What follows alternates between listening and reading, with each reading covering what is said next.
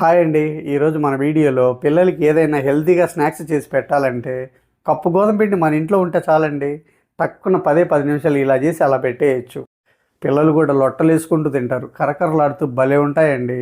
పిల్లలే కాదండి, మనం కూడా ఈవినింగ్ టైంలో టీ తాగేటప్పుడు 4 ముక్కలు తిని టీ తాగితే మైండ్ రిఫ్రెష్ అయిపోద్ది.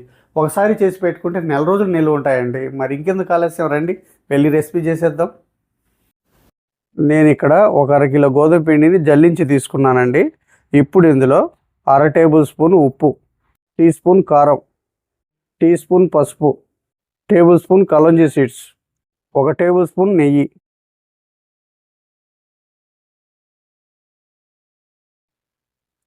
ఇలా కలుపుకున్నాం కదా. ఇప్పుడు కొద్దిగా నీళ్లు పోసుకుంటూ మరీ గట్టిగా కాకుండా మరీ పల్చగా కాకుండా సెమీ సాఫ్ట్గా కలుపుకుందాం.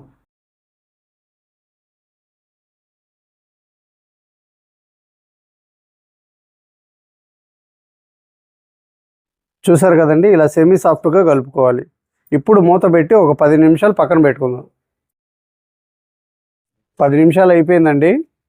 ఈ పిండి ముద్దని 2 ముద్దలుగా చేసుకుందాం.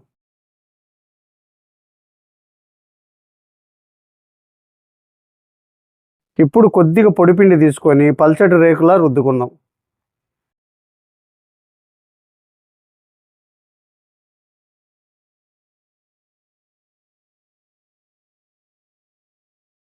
ఇలా నొక్కున్నాం కదా, మనకి ఈ మందం అయితే రేకు సరిపోతుంది.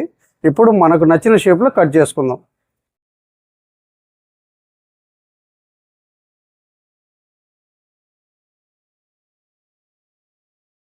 కట్ చేసుకున్నాం కదా, ఇప్పుడు డీప్ ఫ్రైకి ఆయిల్ పెట్టుకుందాం.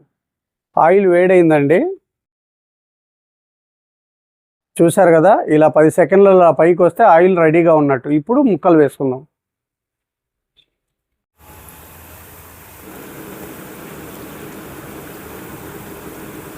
ఇలా అడుగు వెడల్పుకున్న కళాయిలు అయితే మనకు రెసిపీ తొందరగా అవుతుంది, ఎక్కువ క్వాంటిటీలో రెడీ అవుతుంది.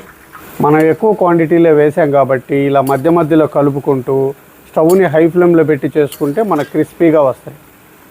చూసారు కదండి, ఇలా బబుల్స్ అన్నీ ఆగిపోతే మనకు రెడీ అయినట్టు. ఇప్పుడు సపరేట్ ప్లేట్లోకి తీసేసుకుందాం. చూసారు కదండి, మనకు 1/2 కిలో పిండికి ఇన్ని అయినాయి. ఇప్పుడు వేడి మీద ఉండగానే కొద్ది కారం చల్లుకుంటే స్పైసీగా ఇంకా మస్తుగా ఉంటాయండి. ఈవినింగ్ కమ్మగా 4 తినేసి ఒక మంచి ఛాయ్ తాగితే అబ్బా, ఆ టేస్టే వెళ్ళండి. బా, కరకరలాడుతూ మస్తుగా ఉన్నాయండి.